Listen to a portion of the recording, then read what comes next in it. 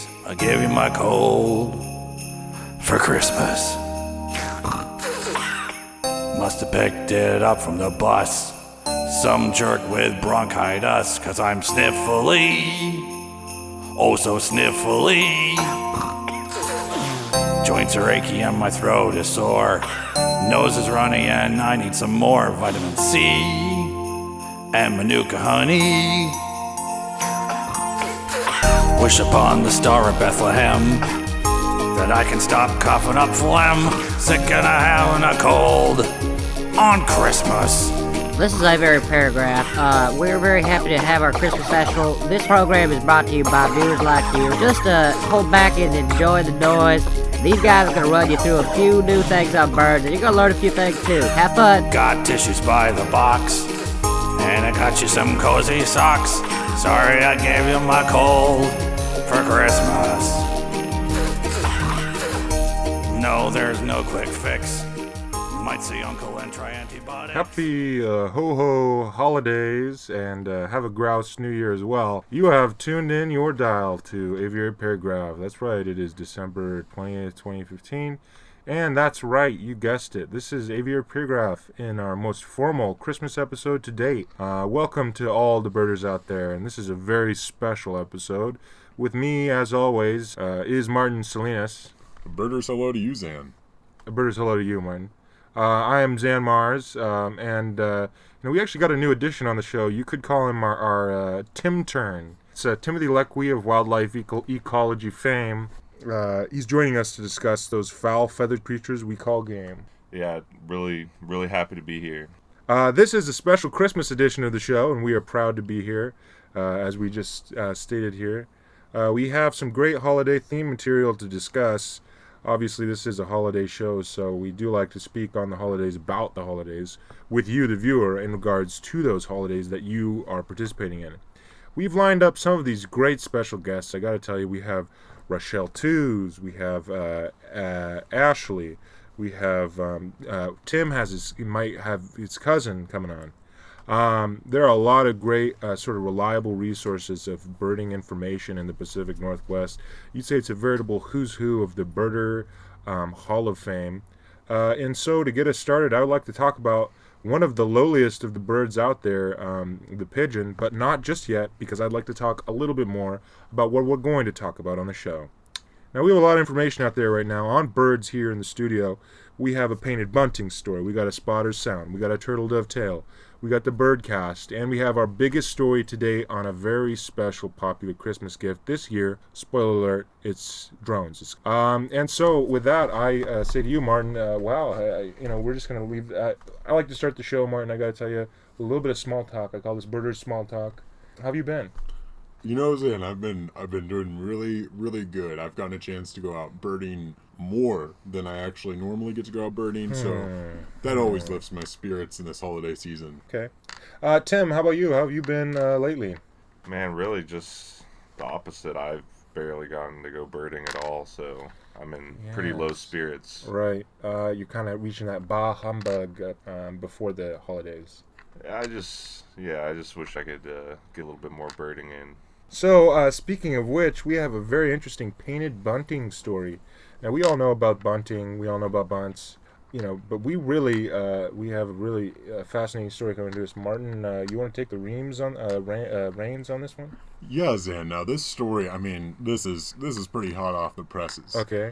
This story is really, it is wild. It's crazy. It's the kind of thing that could only happen around the holiday season. And this story comes to us from the New York Post.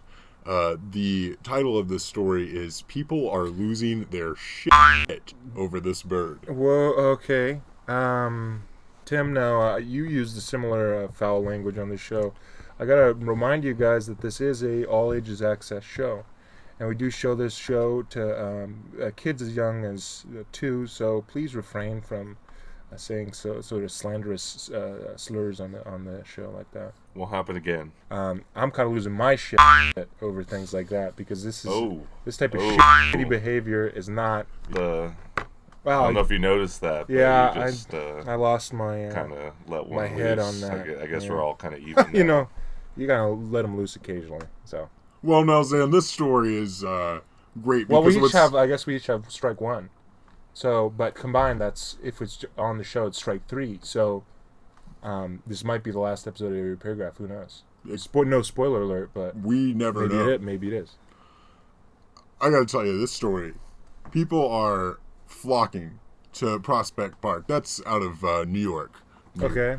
And they're trying to catch a glimpse of this really rare bird. I mean, this is a bird that is unbelievably rare for the area. Yeah, the rarity of the bird is very high. If I remember right, this is actually the first reported sighting in New York City since 1927. Wow, I've never been to New York. I haven't either. Yeah. If I went and got a chance to see one of these, now that would make my trip. So you're saying this is sort of a second-hand account of the painted bunting story here? Well, it's published in the New York Post. So this is more your interpretation on the story, you're saying? Yes. Okay, that's great.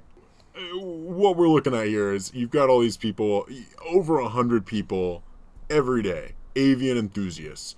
They're showing up to this park trying to catch a glimpse of this painted bunting. This article that he's referencing here was written by Sophia Rosenbaum. On December 2nd, 2015 at 2:03 a.m. Okay. And to me, that time really just shows, they were trying to get this thing out to all the birders out there. When you say hot off the presses, I'd say steaming off the presses because the presses were probably steaming. They were so hot. It could have been. Now, all these avian enthusiasts are coming out here. You got one of them, avian enthusiast Doug Goetschfeld. And he says a lot of people are losing their shit over this bird. He's a birding tour-leader. Carrie Randall. That's strike two. Carrie Randall of Brooklyn was actually the first to spot this colorful bird while walking in the park just on Sunday before the story was published. Yeah, they call this one the painted bunting, so it kind of gives you an idea of the coloration here. Could you describe that coloration to us, Tim? It's a incredibly colorful bird. Neon greens and oranges and blues, and but behind a winter backdrop, I'm sure it sticks right out. Yeah. Just imagine that thing against a winter wonderland. Yeah, I mean, Martin, how do you think this bird got there? Does the article go into any details? Tim-Tern, it does not. That's good to kind of remind Tim of his status on the show there. No, I think one of the things that's just really captures the palpable excitement of these birders comes from the words of Carrie Randall, a wildlife photographer and resident of Brooklyn, when he says, "When I first tried to photograph it, I was literally shaking so much I had to calm myself down to get the shot." Right, yeah. And me personally, my view on that is I actually like what Rob Bate chirped. He chirped, people are just ecstatic over this bird. Now that's Rob Bate, our very own Rob Bate of the Brooklyn Bird Club. Right, and the Brooklyn Bird Club, they have a number of clubs and sort of people who are willing to take you out and guide you through the New York birding scene. And I got to tell you, Brooklyn Bird Club, as everybody knows, they're been celebrated over 100 years. Everybody knows. This is child's play to most people. Founded in 1909, of course, the famous Edward Veeder. He's a mainstay, obviously. He gets you to the local hot spots. He likes you to join the club. He wants you to contact him. He definitely brings you to the park and shows you all those birds. And if you're checking out the Brooklyn Bird Club, they've got field trips. They've got meetings. They go to Prospect Park. They know the local hot spots. They've got a members gallery. They've got birding links. You can join them. You can contact them. You can check out their home. Right. Now, have you had any other experience with any other sort of bird guides or clubs in the New York area? Oh, Zan, I got to tell you, there is one experience as a bird journalist. I got to tell you, I'm kind of preparing myself here because I got a bad feeling about this one. I gotta say this is a big one, and I know here on Aviary Paragraph we really like to bring the heartwarming stories, but sometimes we got to give you guys a word of caution out there. Tim, do you have a bad feeling about this story as well? I don't know. You aren't sure yet, yeah. I know that sort of uncertainty is kind of in the air. Uncertain. In the air, yeah. This story for those listeners, and really, listen in. Now's the time. Check this out like you'd check out a song of a bird. Where's this coming to us from? This is coming to us from tripadvisor.com. That's tripadvisor.com. Yeah. Yeah. So TripAdvisor, their logo is kind of like an owl-looking sort of thing. What type of owl do you think that is, the TripAdvisor logo? That might be a pygmy owl or Pygmy owl or something like that? Really, it's only the kind of the top of the head, so it would be pretty Difficult hard to identify the down to species. Yeah. Do you think though that their sort of design team over at TripAdvisor did a good job on sort of representing sort of a realistic owl? Or do you think that's sort of something you might see in the wild, I guess? Yeah, I think in the world of graphic design, simplicity is usually better. Right, heralded. Hark the herald angel sings. Yeah. Right. So what's the story you got for us here, Martin? This story it's really a word of caution about Birding Bob. And for those listeners out there in New York, you've probably heard about Birding Bob. This guy he's as crazy as a coot. All right. Okay, yeah. So Birding Bob leads tours over in Central Park, and he's put out his own bird guide called Birding Bob. The review we've got here is from David K. And David K. starts off by saying, "Worst bird guide ever."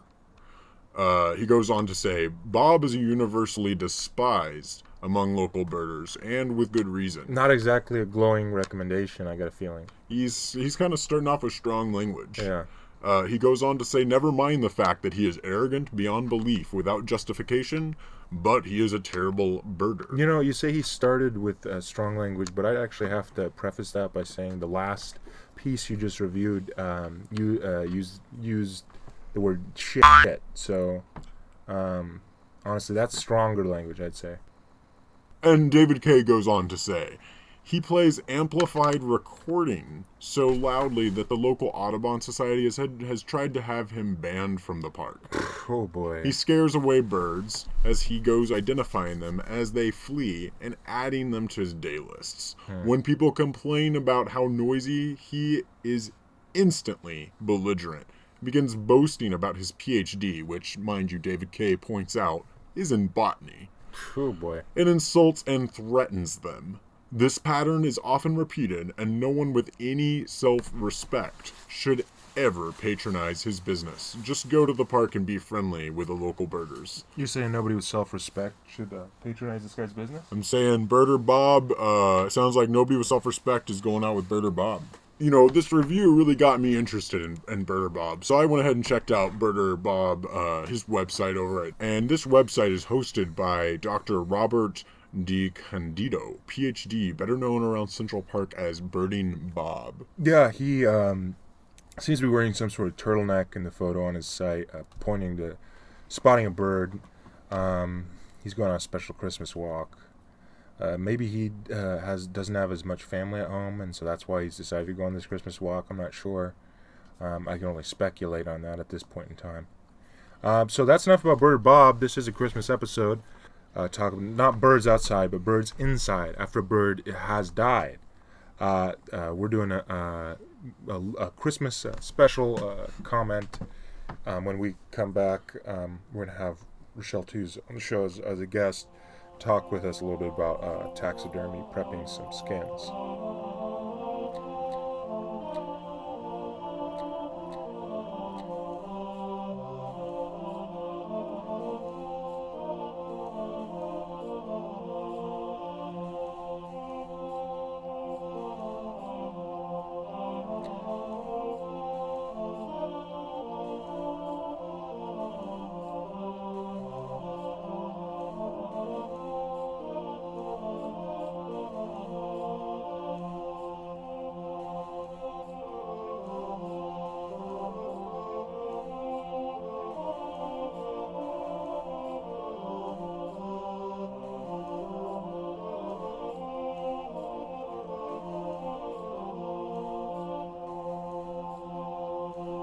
Okay, and we're back. So we're really going to talk a little bit more about birds on this second half of the show. And do you like birds, Tim? Yeah, I do. I'm going to hazard a guess and say that Martin likes birds. Well, we actually are talking a little bit about when birds die, and they do get taxidermied by scientists, and I know that you have a little experience in this. We're bringing Rachelle Tews on the show to talk about her experience prepping science skins. And we were hoping to bring Martin in and talk with Rachelle a little bit more about that. We're just now connecting with Rachelle Tews. Hey.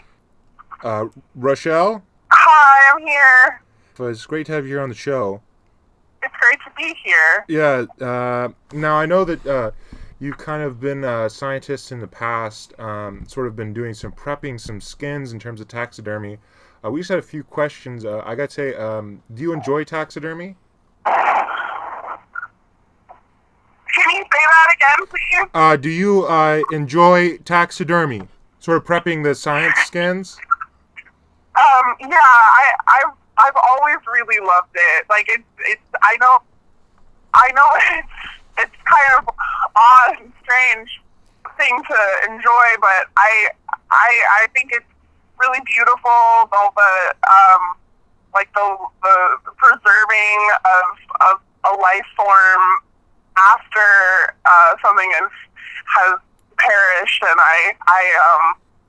You I love it a lot. It sounds like you're having a real love affair with taxidermy, I gotta say. We do have Martin Salinas here on the show. I believe he also might be having a love affair with taxidermy.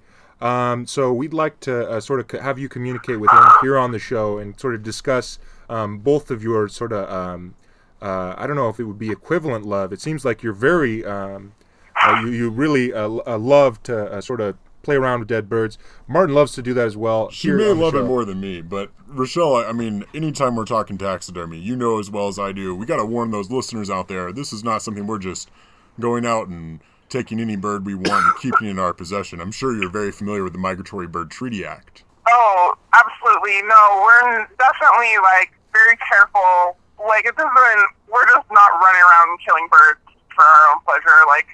Yeah. So you say are you admitting to our studio audience that you're running around killing birds for your own pleasure?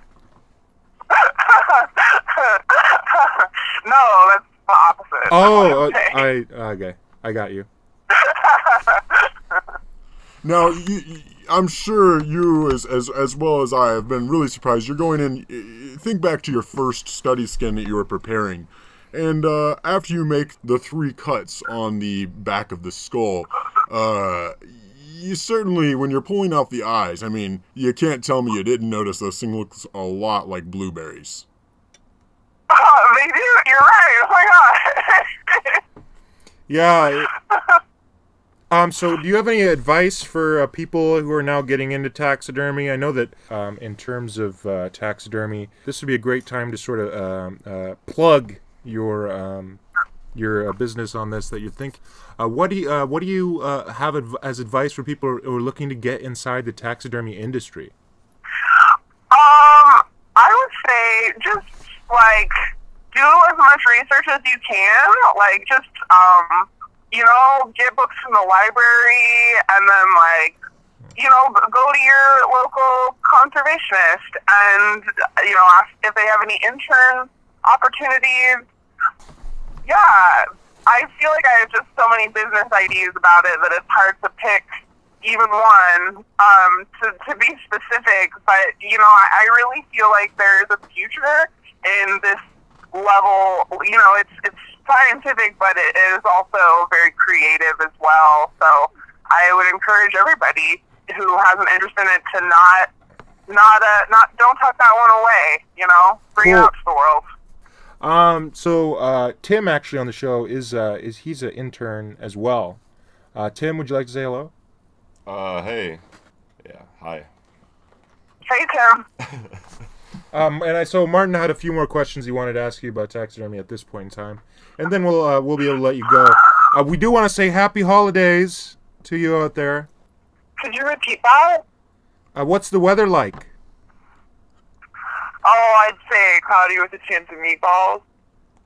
Oh, very funny. Martin, you had a few last questions to ask? Yeah, Rachelle, let's just get serious again here. And I'm sure you've had the experience. You get into a bird. Some birds, they're clean, they're easy. Other birds, you get these fatty little morsels, especially those overwintering saltwater birds can just be unbelievably fatty. Now, have you... Greasy. That grease. Have you ever... What's your technique for degreasing or defatting the bird? Well, you know what? Honestly, Martin, I just got to get in there with my bare hands and just clean that fat right off, right between the skin and the muscle. I just go in there with my dull probe and I just clear that fat. I use a little borax, whatever I can do to kind of absorb a little bit of that storage material so those birds can ensure themselves a good life calorically. That's my goal. My number one goal is to get in there and really scrape that shit out. You know what I mean? Excuse my French. I'm sorry. In a family program. You know, honestly, I at feel this really point, passionately about this. you It's the right episode to be to speaking drop French. a few S-bombs. Yeah, to speak French as well. So now Thank you. Now, what is the efficacy of borax usage when you are sort of probing these birds? Now, do you find it to be something that needs Drying. I see. It's absorbent. Yeah, no, well, obviously we know the absorbent capabilities borax presents, but do you think that it is a useful tool, is what I'm asking? Yes. No, I definitely do. So you're saying you'd like these birds to be dry, and you don't like the grease in these birds? I memean, honestly, I can't really even imagine a specimen that is cleaned in properly and has fat on it. It create a huge mess for, put a collection in a very serious risk. And it would be a very dangerous situation. Rachelle, I hate to cut you off, but we've been talking real serious. I've got to ask you a good, kind of a fun holiday question here. What I'm going to be asking you is to share with our viewers your most favorite species to prepare, followed by your least favorite. My most favorite species to prepare would definitely be belted kingfisher, and my least favorite would be anything in the Turdidae family because they have such thin skin, it just tends to really rip before I can get in there and do my job. My first botched specimen was actually a varied thrush. So there you go. Now, Tim... Wow, that's just another example of Martin's intense talent. Yeah, I know. He's a great guy. Now, Tim, I heard that you might be getting a special Christmas gift this year. Now, what are you getting for Christmas this year? You know, I really don't know. Like, And Martin, you do you have any special gifts? I feel Rachelle Tews is. I think we've lost her connection here. I'm not sure if maybe we'll try and get that connection again. One moment here on Aviary Paragrah.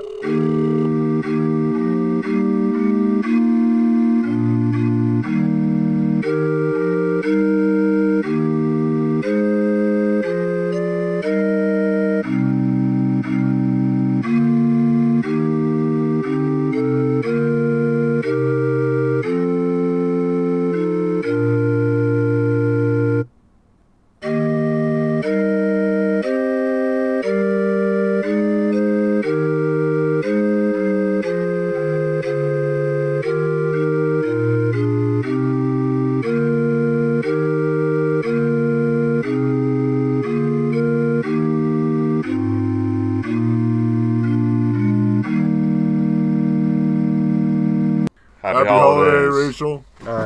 Goodbye. And that was Rachelle Tews. So, what do you think is a great gift for a birder to get another birder this holiday season? You know, if I had the means, Zan, and you know I do, Yeah. I'd be getting every birder I know. Excuse me, I'm still getting some communiques from our recent guest here on my cellular telephone. It does say that she is actually currently, we caught her in her automobile. She is currently on the move. Signal was lost, but she is doing all right at this juncture in time. good to know that she's safe. Yeah, we do. We wish that you drive safe out there. Everybody, there are icy conditions out there on the roads right now. So, Martin, speaking on that tip of what we want to get everybody for Christmas this year, we love to get people gifts. It's a symbolic duty during the Christmas holiday season. What would you like to get birder from one birder to another if they want to get each other gifts? What should they sort of give each other around this time of year? You know, a lot of birders are often wondering the same thing. What do I get for my birding friends? And this holiday season, we got a great recommendation for you. This is a just really phenomenal book called A Supremely Bad Idea: 3 Mad Birders and Their Quest to See It All. This is a book by Luke Dempsey. And really, I mean, the best review comes out of the Minneapolis Star-Tribune, which says, riotously fun. I approve of all who buy that on Amazon.com. That's where I buy all my books. I don't go to bookstores anymore at all. I actually purchase literally everything. I buy my groceries on Amazon. I have Amazon TV Fire Stick. I don't have a Kindle. I have Amazon Fire. I love the Amazon Fire. It's great. And, I pretty much buy everything on Amazon.com. You know, why shop when you can sit, pardon my French, but sit on your butt and sort of just look up whatever sort of things you want to buy and just shipped right in. They ship ice cream gets shipped directly to you. Ice cream. Yeah. Now this book, Zan, I mean, you look at the title and you're immediately going, A Supremely Bad Idea. Yeah. I mean, it kind of entices you. You want to open the book and go, what was the bad idea? What happened? Yeah. Yeah, no, I see what you're saying there. Tim, now, I know that you've read this book a couple times. Yeah. It's one of your favorites. Now, what exactly do you like so much about this book? You know, it really just the characters are just so wacky. You know, Yeah. they really take the wackiness to. Did a you whole like other the level. chapter on Noah and his band of smugglers? That was my favorite. I mean, I think that anyone who would read the book, that's definitely going to be their favorite chapter. And one thing It's I hear hilarious. from everybody Yeah, is totally. this book is just punctuated by frequent bursts of hilarity and weirdness. Yeah, it's not, if for your friends who like football, don't get them this book. It's a little bit too weird maybe for those friends. But I will say though, the Amazon.com, you can buy a lot of stuff there. But did you hear recently about Amazon's plan to how they're going to get stuff to you? I heard that they were going to be employing some kind of non-human. What do you call those things? I'm not sure. Tim, do you know what those are called? No. No? Amazon is employing some sort of robotic device. Oh, the drones. Oh, yes, the drones. And that's a great, actually, segment, leadway into our next segment, which is on drones.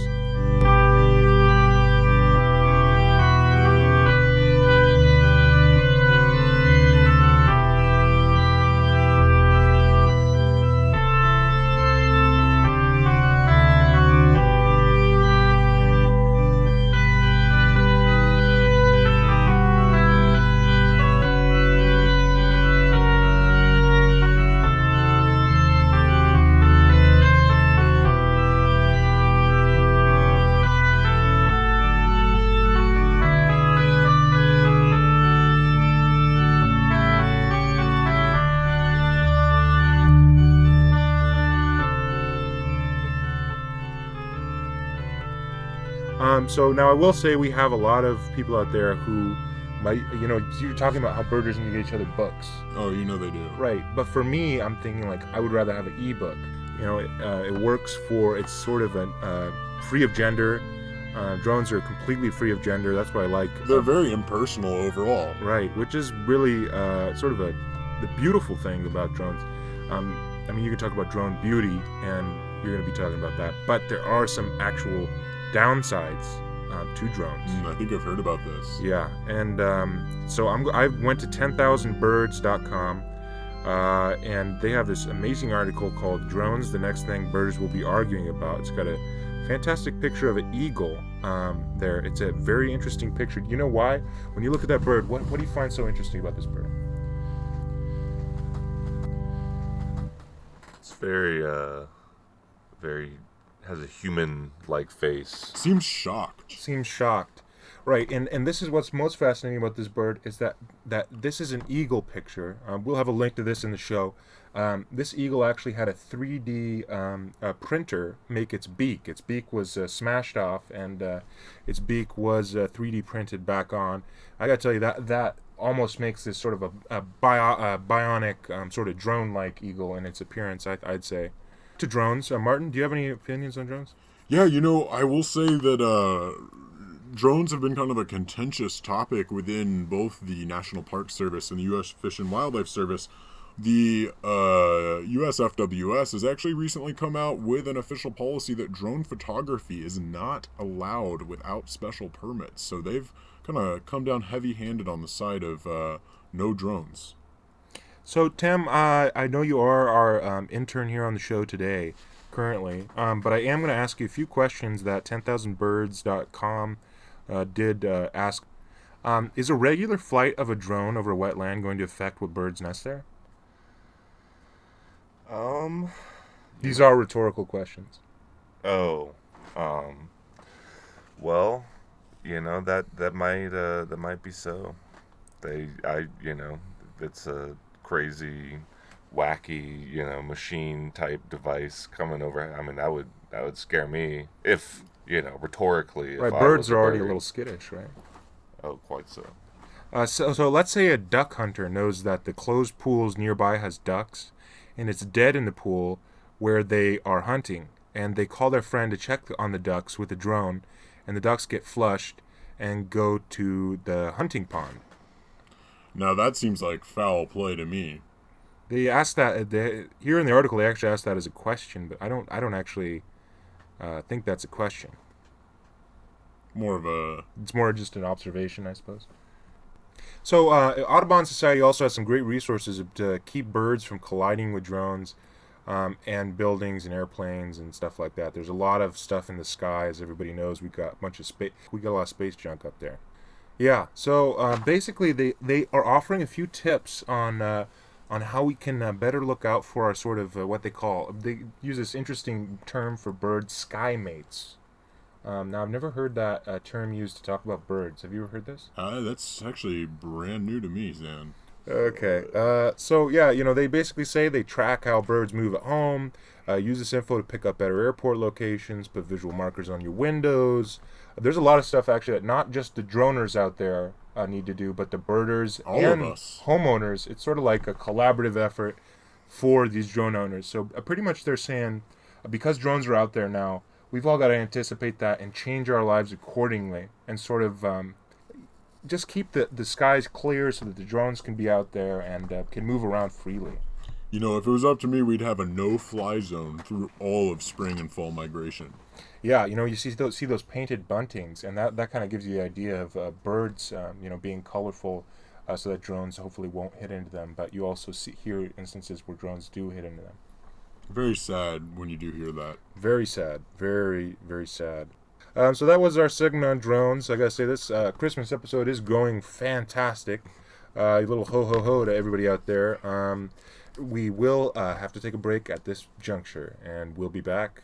You're listening to Aviary Paragraph. Stay with us.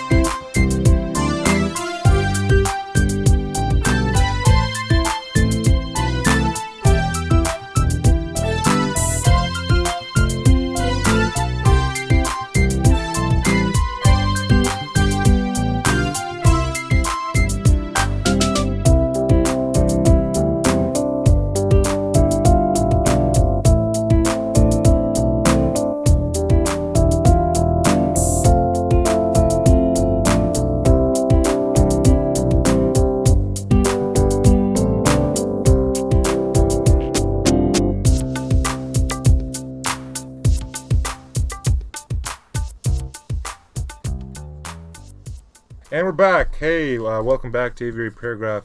We gotta say, Christmas has a lot of sounds out there. Tim, what do you know best about sounds? This time of year, I really enjoy the sounds of the holidays, whether it be the jingle of a jingle bell, or the twirl of a dreidel. All cultures equally, Right. This is a Christmas show, but I understand where you're coming from with that. Definitely, we want to leave Christmas open for celebration by all peoples. Yeah, absolutely. Well, it looks like we aren't going to be having Ashley on the show today, so we may have a backup guest. we might have a backup guest here, though. So we're just going to try our hand here on Martin's telephone, trying to get that backup guest. Hello? Hello, Jake. Hey. This is Martin Salinas calling you from Aviary Paragraph. Hey, Jake, how's it going? I'm good. Well, We wanted you to play a little. right now. We wanted you to play a little game on our show here. You probably know this game. Our viewers love this game called Spot or Sound. Do you have a Do you know- moment? I can't believe it. Are you familiar with the show? No. Well, we do have you here on the.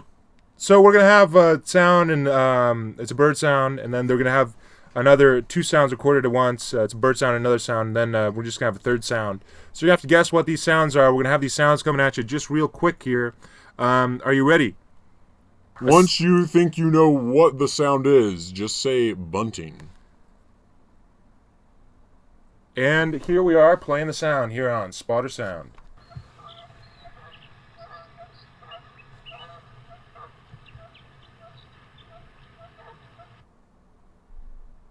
Bunting?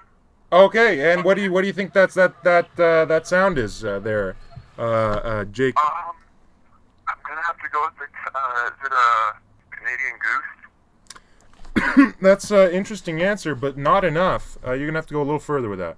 What do you mean go further? I'm afraid there's another bird there in that sound. Was it also a cackling goose? We're going to take a brief break here to just mention that Jake is currently a filmmaker, and he does actually have also worked on many films in the Pacific Northwest area. Really, these are beautiful. You got to get out there and see them. We're going to talk a little bit more about this at the end of Spot or Sound. Jake, are you with us, buddy?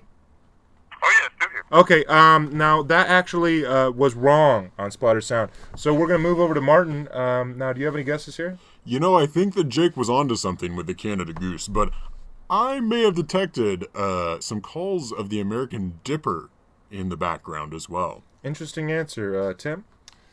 Yeah, like like Jake and Martin said, the Canada Goose is obvious, but the other one, it's just a little tweet, Right. tweet, it's kind of could be anything. Yeah. Do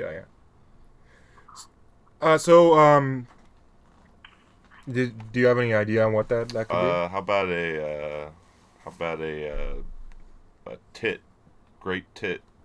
Okay, so here on Spot or Sound, Jake, are you still there, buddy? All right, I'm glad to hear it, buddy. So you were wrong on that first Spot or Sound, so you have 0. Martin was correct. That was actually in the background amongst the geese. That was an American Dipper singing along with some of their geese sounds. Wait, did I get the geese right though? Yeah. So we'll give you half. Did I get a half a point? Yeah, you get half point. 0.5. So 5 for you. 0.5 for Tim. And that'd be 1 point for Martin here on Spot or Sound. We have our second sound coming at you. So when you do hear that sound, Jake, you know what to say, right? Bunting. All right, here we go.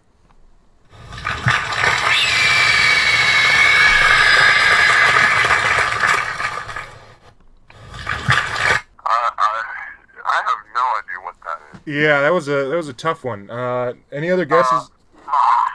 That was close. It was ballpark. Tim, do we have any guesses on this?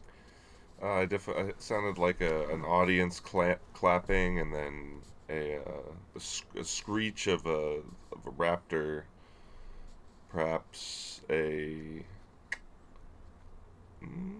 Either a red-tailed hawk or a barn owl. And Martin? I'm definitely going to go with a crowd applause and a red-tailed hawk. So Jake, you got 0.5. And actually, you guys were correct. That was a red-tailed hawk with an audience in the background. So Tim, you now have 1.5. Martin, you have 2. And Jake is trailing us here with 0.5 here on Spotter Sound. And Jake? I think I'm going to step it up for a come-from-behind victory in this next round. I hope so, because this next one is worth 3 points. Yeah, so this is sound number 3. It's the most difficult sound. It's worth 3 points here on Spotter Sound. We're going to play this sound for you here live on Spotter Sound.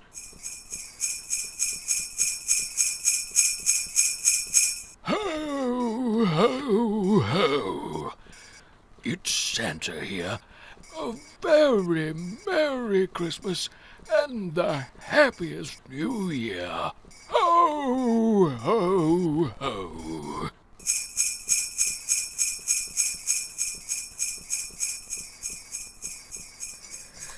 Did you get any of that? Oh, yeah, bunting. Okay, now, what do you think that was, Jake? I think that was, Santa. Martin? I believe that was Santa Claus. Okay, and Tim? I'd have to go with Santa with some jingle bells in there. All right, that was one of our more difficult, I guess that would be an easier question because it is, he does say in there that it is Santa Claus. So that is a win for all 3 of you here on Spotter Sound.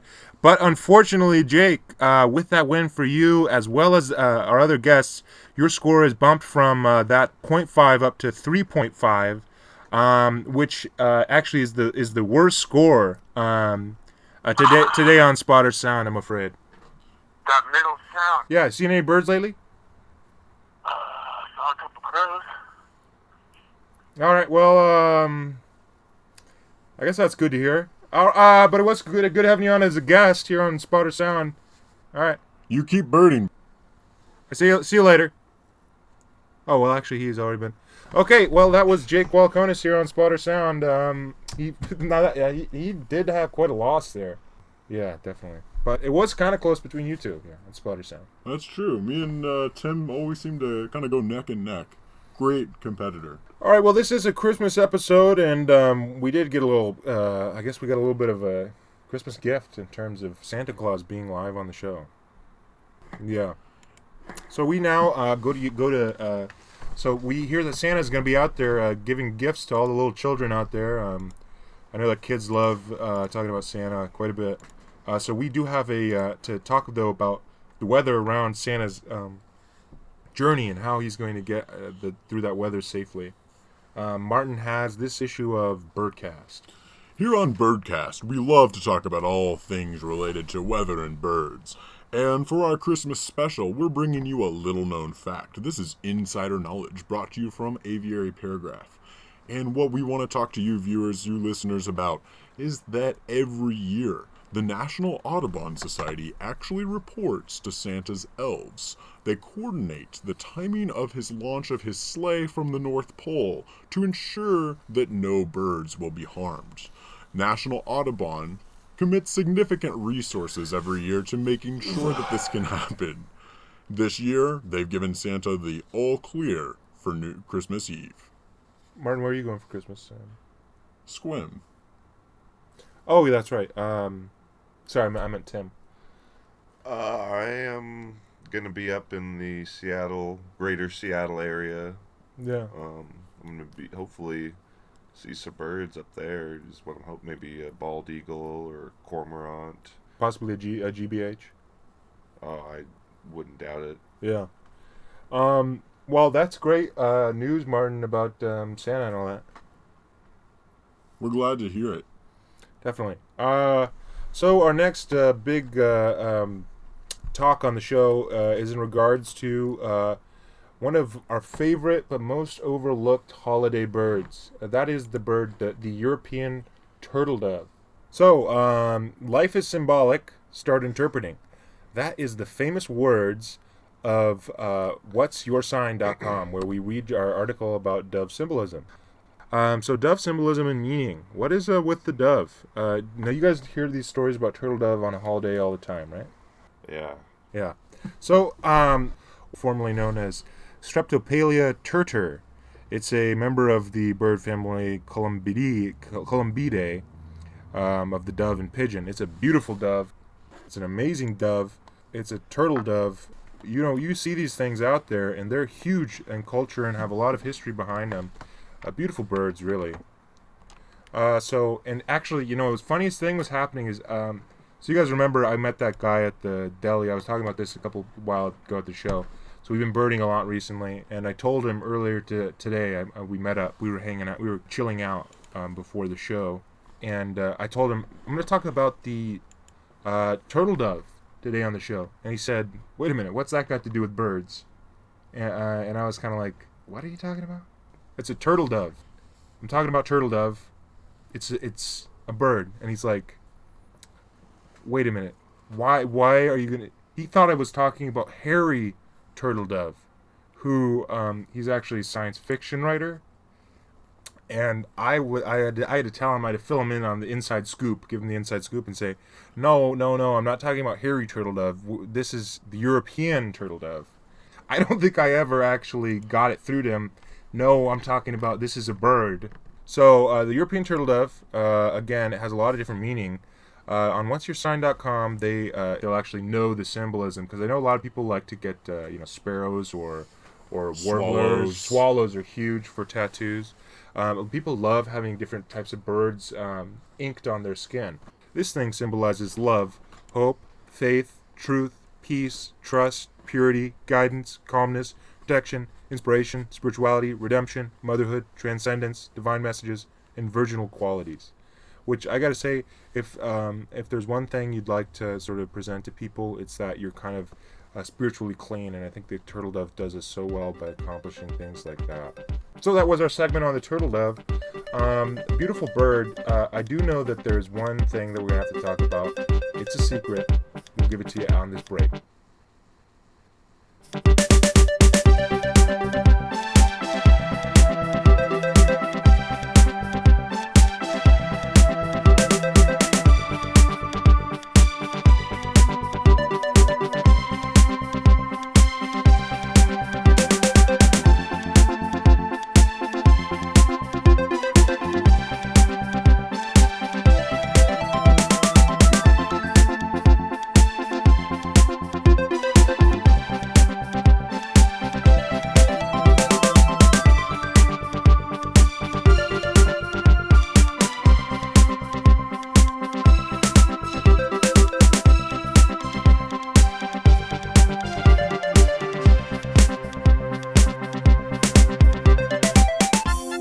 And we're back. Hey, over here at AP. We're following up with a little bit of birders haiku, and then we're going to go to a brief story, a very fascinating story, about one of the oldest traditions in all of birding. That is the history of the Christmas bird count. Of course, we do have our haiku.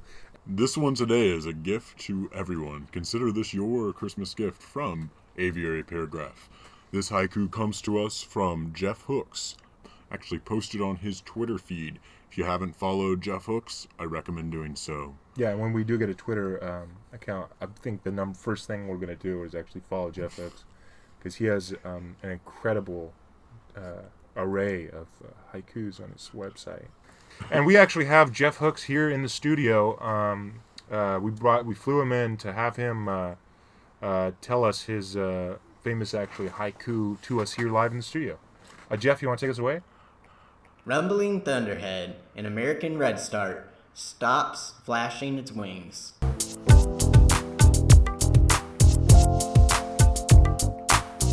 Well, thanks, Jeff. That was great. Now, I know you're a very experienced haiku artist. Do you think that Twitter is kind of the platform that most haiku artists are looking for? No, but it's worked for me. Okay. Tim, do you have any questions for Jeff?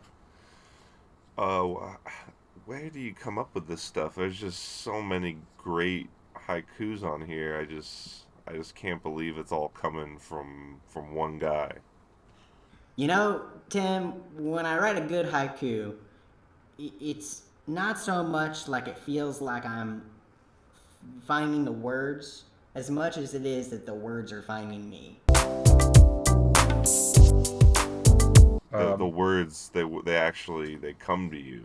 Yeah. That sounds amazing. Yeah, it sounds very impressive. Honestly, I'm a little impressed.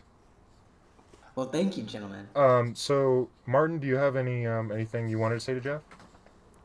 Jeff, I just really appreciate you coming out all this way to read your haiku. Certainly a beautiful work of art, and having your voice to share it just adds so much depth to our show. You're welcome, Martin. I gotta say, Jeff is really a great resource. I mean, can you believe that guy? I mean, could you believe that? It was unbelievable. Yeah, to me. I know. It's like, honestly, before the show, we were actually talking with Jeff a little bit. We had him in the AP studio a little bit just to kind of give him the brief rundown of how we're going to do this thing. And it was like almost like he was talking in haiku. Did you guys notice that? You know, Zan, I did notice that. Now that you say it, I hadn't noticed it at the time, but I can really see what you're saying. I felt like his sentences were he was almost doing that 4x7x4 thing every single sentence that he was saying for a period of time. He's like a bird haiku machine, Yeah. you know. Right. Well, yeah. And this guy, Jeff Hooks, he's out there every day on his Twitter account posting bird haikus. So just, you know, whatever you think is stopping you, just get over it. Go check it out. Jeff Hooks, this guy, he's a master. A wealth of haiku knowledge that really starts from the beginning of when he made his Twitter account over to the end of today when he comes in the studio and he says stuff to us on the show. Couldn't have said it better myself, Zan. All right, well, moving on, we want to talk to you lastly. This is a Christmas episode, so we do have to talk about Christmas. I'm sorry for all the Grinches out there. I know we almost had Tim's cousin on the show. Tim was talking about some sort of dark past event in his life that has made him sort of the Christmas Grinch, but we aren't directing it towards any of those types of people, obviously. No. They wouldn't want it anyways. Right, so why would you, I mean, why would you waste your time? If they're going to do the whole bah humbug thing, I mean, I'm basically saying... Right back at you. Yeah, right. Right back at you. So, the Christmas bird count, Zan, I mean, everybody has heard, even if you were living under a rock for the last 50 years, you've heard of the Christmas bird count. Now, this amazing tradition has a really pretty unusual history. Wow, you know, I didn't think that would be the case. So, right around the 1800s, mid to late 1800s, there was a popular tradition to actually go out on Christmas Day. People would bring their rifles and shotguns, split into teams, and see how many birds they could shoot. Sounds like something people would do before they could go to the movie theater, I think. Yes, and in this case, you had the wonderful work of Frank Chapman, a conservationist who stepped in and proposed that we count birds instead of shooting them. Yeah, right. So get back to the Christmas bird count, please. You know, that was pretty much it. You got Frank Chapman. He said, let's count them instead of shooting them. All right, and so people have been counting ever since, I imagine? Ever since, creating a huge national database of kind of really getting a snapshot across North America, the state of the birds every year on Christmas. Do you know anything more about Mr. Chapman? This guy truly was conservation in America at a time where conservation, mind you, wasn't as popular as it is today. Right. Tim, now I know you guys go out on Christmas every year, your family, and does a Christmas bird count. Yeah. Do you guys like to wear cold weather gear or warm weather gear? What do you guys like to usually wear? We get all nice and bundled up, walk down to the park, and just start counting. Yeah, sort of a chestnuts roasting on the open fire sort of thing. Yeah, it's good to stay in the festive holiday spirit.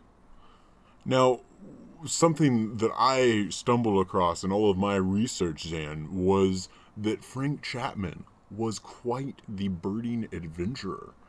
He was actually exploring uncharted areas of the neotropics in search of new and unusual birds. In his memoir, My Tropical Air Castle, he wrote, "Camps I have had in many strange and beautiful places." Okay. Well, yeah, it sounds like he's really gone to the gamut in terms of a lot of different areas. So, that's enough Frank Chapman for us, and that's enough Christmas special for us. I hope you guys liked this episode of our Christmas special.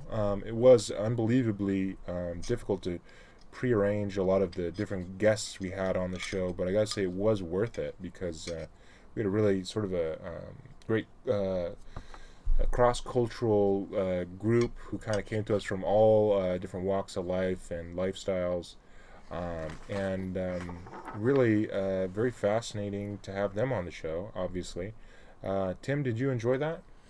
Yeah, the more the merrier, and then Merry Christmas special. Yeah. So I think it all works out. Right. Like sometimes when you go to your holiday gathering, and you're there with your family, you don't like some of them, and so it might make Christmas a little tense. Yeah, it often does. Yeah. Martin, well, it's great to have you on the show again, I gotta say. And so I'm gonna sign off. You guys, please leave us with a little bit of one Christmas birding tale each. Does that sound good? That sounds great. All right. Christmas, 2003. I awaken and head outside, immediately finding a downy woodpecker. Christmas a few years back, walking along the shores of Lake Sammamish, looking around, no birds in sight. All of a sudden, a fish falls nearly on my head, and I look up, bald eagle. Wow, see, it's really interesting because those stories to me almost sounded like haikus. It's almost like we had Jeff Hooks here in the studio again. He has that kind of effect on people, clearly. Right. It seems like it's almost like you feed off of his power and kind of he helps you sort of. Yeah, if you try to emulate him, you're that's pretty much guaranteed to have some sort of success. Definitely. Well, this one goes out to Jeff. This episode is dedicated to Jeff Hooks. Thanks a lot for coming into the studio. We love you, Jeff, and keep doing your work out there. And to all the birds out there, love you too. And get out there and go bird. This is Martin Salinas. Tim, this is Merry Christmas. Tim Leque signing off. And thanks for having me on as the special guest of honor. You're welcome, Tim. That's no problem. We can arrange that to have you on every week if you'd like.